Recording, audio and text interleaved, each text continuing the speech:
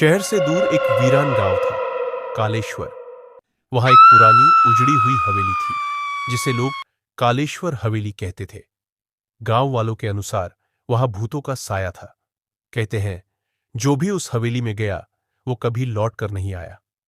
एक दिन रवि, सुमित और प्रिया, तीन दोस्त, इस हवेली के रहस्य को जानने के लिए गांव आए। रवि एक पत्रकार था, जिसे सुपरनैचुरल घटनाओं पर रिपोर्टिंग का शौक था। सुमित उसका दोस्त था, जिसे रोमांच बहुत पसंद था। और प्रिया एक फोटोग्राफर थी, जो हर रहस्यमयी जगह को अपने कैमरे में कैद करना चाहती थी।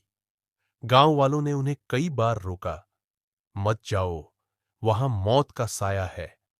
लेकिन इन तीनों ने किसी की नहीं सुनी और रात के अंधेरे में हवेली की ओर बढ़ गए। हवेली का दरवाजा झंग लगा हुआ था, लेकिन जैसे ही उन्होंने उसे धक्का दिया, वो खुद ब खुद चीख की आवाज के साथ खुल गया। अंदर घना अंधेरा था। टॉर्च की रोशनी में जाले और टूटी फूटी चीजें दिख रही थी। अचानक प्रिया ने देखा कि दीवार पर पुरानी तस्वीरें टंगी थीं, लेकिन उनमें चेहरों की जगह सिर्फ काले साए थे। सुमित ने हंसकर कहा, बस पुरानी तस्वीरें हैं, डरने की क्या बात है। जैसे ही उन्होंने हवेली में कदम बढ़ाया, अचानक दरवाजा जोर से बंद हो गया। पीछे मुड़कर देखा, कोई नहीं था। प्रिया कांप उठी। रवि ने कहा, यहां कुछ गड़बड़ है। तभी अचानक एक कमरे से किसी औरत के रोने की आवाज आने लगी। वे डरते डरते उधर गए। कमरा पूरा खाली था, लेकिन जमीन पर गहरे लाल रंग के धब्बे थे, जैसे खून हो। अचानक प्रिया को ऐसा महसूस हुआ कि किसी ने उसके कंधे पर हाथ रखा। उसने डरकर पलटकर देखा, लेकिन वहां कोई नहीं था। तभी कमरे में रखी एक पुरानी घड़ी अचानक चलने लगी। रात के ठीक 3 बजे।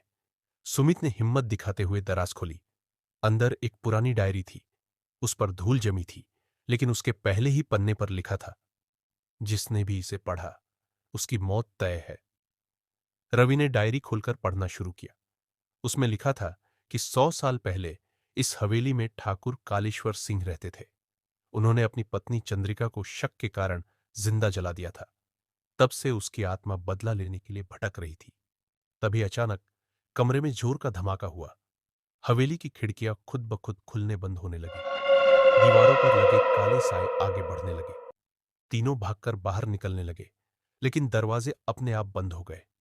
तभी एक भयानक चीख गूंजी। वे जहां खड़े थे, वहां एक औरत का साया उभरा। उसकी लाल जलती आंखें और जले हुए चेहरे को देखकर वे थर थर कांपने लगे। तुम लोगों को यहां नहीं आना चाहिए था, एक डरावनी आवाज गूंजी। अचानक वह साया प्रिया के करीब आया और उसे जमीन से ऊपर उठाकर हवा में उछाल दिया। प्रिया की चिल्लाहट हवेली में गूंजने लगी। रवि और सुमित उसे बचाने के लिए भागे, लेकिन तभी कमरे में रखी चीजें हवा में उड़ने लगी। रवि ने जल्दी से जेब से हनुमान चालीसा निकालकर पढ़ना शुरू किया। जैसे ही मंत्रोच्चारण हुआ, वह साया गुस्से में चीखने लगा और पूरे कमरे में अंधेरा छा गया। सुमित ने हिम्मत दिखाकर दीवार पर टंगी ठाकुर कालेश्वर सिंह की तस्वीर को जमीन पर गिरा दिया। जैसे ही तस्वीर टूटी, हवेली में सब कुछ थरथराने लगा। अचानक एक जोरदार झटका लगा और हवेली का दरवाजा खुद ब खुद खुल गया। रवि, सुमित और प्रिया ने बिना सोचे समझे भागकर बाहर छलांग लगा दी।